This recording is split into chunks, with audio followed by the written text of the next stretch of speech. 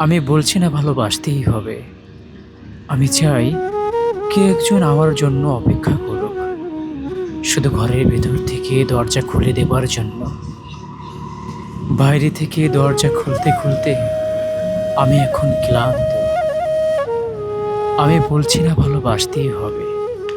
আমি চাই কেউ আমাকে খেতে দিক। আমি হাত পাখা নিয়ে কাউকে আমার পাশে বসে থাকতে বলছি না।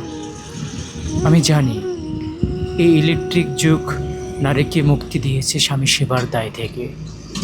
আমি চাই কেউ একজন জিজ্ঞেস করুক আমার জল লাগবে কিনা, নুন লাগবে কিনা, পাট শাক ভাজার সঙ্গে আরো একটা তেলে ভাজার শুকনো মরিচ লাগবে কিনা। এটো বাসন, গেঞ্জি, রুমাল আমি নিজেই ধুতে পারি।